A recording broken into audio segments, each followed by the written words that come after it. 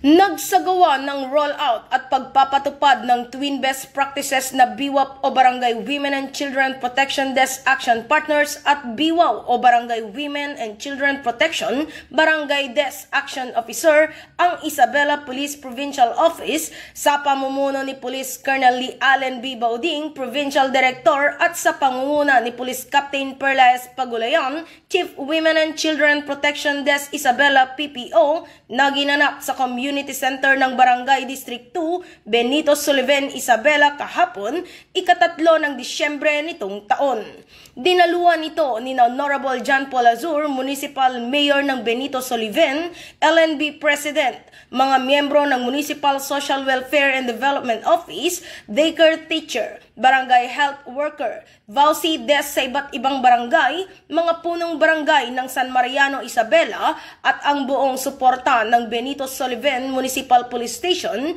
sa pamumuno ni Police Captain Ronnie Heranya. Ang aktibidad ay naglalayong kilalanin ang kahalagahan ng isang buong komunidad na may diskarte sa pagtugon sa karahasan laban sa kababaihan at mga bata at iba pang gender-based na karahasan sa loob ng lalawigan.